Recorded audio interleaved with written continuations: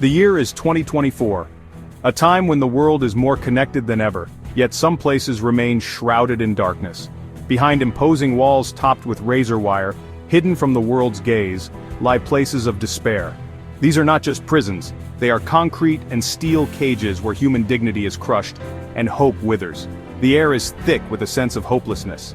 These are not just prisons, they are concrete and steel cages where human dignity is crushed, and hope withers. The air is thick with a sense of hopelessness. We are talking about the most notorious prisons, where conditions are deplorable, and inhumane treatment is the norm. Overcrowding, violence, and neglect are everyday realities. Journey with us as we venture inside these places, shedding light on the plight of those trapped within. Their stories are seldom heard, but they need to be told. We will uncover the harsh realities of life in El Salvador's Terrorism Confinement Center, SICO, a place notorious for its severe conditions, and the sweltering hellholes of Texas prisons where the heat is unbearable and the conditions are dire. Our exploration will expose the devastating physical and psychological toll of these environments, particularly the cruel practice of solitary confinement. Isolation can break the human spirit in ways unimaginable. We'll hear from experts who warn of the dangers these facilities pose not only to the inmates, but to the very fabric of society. Their insights are crucial for understanding the broader implications. Join us as we delve into the abyss, seeking to understand the urgent need for reform and a more humane approach to justice. The time for change is now, and awareness is the first step. In the heart of El Salvador, shrouded in secrecy, lies SICO, the Terrorism Confinement Center. This prison, part of President Nayib Bukele's controversial New El Salvador campaign, aims to house the nation's most hardened criminals. Little is known about the inner workings of this fortress, but leaked reports and glimpses from journalists paint a grim picture. Inmates are said to be kept under constant surveillance, their movements restricted, and contact with the outside world severely limited. The isolation imposed within SICO's walls raises profound human rights concerns. Critics argue that the harsh conditions within SICO amount to cruel and unusual punishment, violating international law.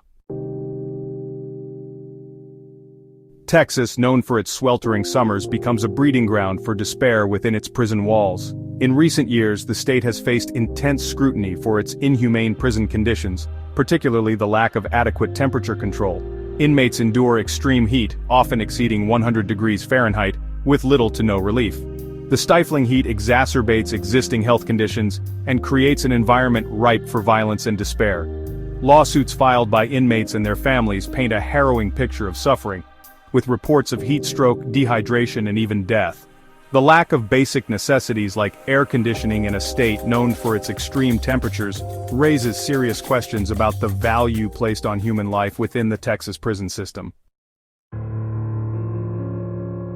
Section 4. Caged in Cruelty, Solitary Confinement in Texas. Solitary confinement, a practice widely condemned as psychological torture, is disturbingly commonplace in Texas prisons. This method of isolation is used as a form of punishment, control, and sometimes even for the protection of the inmate, but the consequences are often dire. Inmates, some guilty of minor offenses, find themselves locked away in cramped concrete cells for 23 hours a day, often for weeks, months, or even years on end. The lack of human contact and environmental stimulation can lead to severe psychological distress. The impact on their mental and emotional well-being is nothing short of devastating. Many inmates experience intense feelings of loneliness, anxiety, and depression, which can persist long after their release. Texas has also come under fire for its use of containment cages, tiny, unsanitary enclosures used to hold prisoners, often those deemed suicidal for extended periods. These cages are often no larger than a phone booth, offering no comfort or dignity. These cages, lacking basic necessities like toilets and sinks, have been described as inhumane and degrading. Prisoners are left to endure these harsh conditions with little to no relief. The psychological toll of solitary confinement is immense, leading to anxiety, depression, hallucinations, and suicidal thoughts. The isolation can break even the strongest of spirits, leaving lasting scars. The practice has been shown to exacerbate existing mental health conditions, creating a vicious cycle of despair. The longer the confinement, the more severe the psychological damage, making rehabilitation and reintegration into society incredibly challenging. Section 5. The mental anguish of confinement. The mental health implications of such harsh prison conditions are profound and long-lasting. The lack of basic necessities, coupled with prolonged isolation and exposure to violence, takes a severe toll on the human psyche. Inmates, stripped of their dignity and subjected to constant stress, often develop anxiety disorders, depression, and post-traumatic stress disorder, or PTSD. Experts argue that the current approach to incarceration, particularly the reliance on solitary confinement, only serves to exacerbate mental health issues. They advocate for a shift towards rehabilitation-focused models that address the root causes of crime and provide inmates with the support they need to reintegrate into society. Section 6. A broken system, racial bias in U.S. prisons. The United States, while boasting of being a land of freedom and equality, grapples with a shameful reality within its criminal justice system: racial bias. Statistics paint a stark picture. People of color, particularly Black and Hispanic individuals, are disproportionately represented in the U.S. prison population.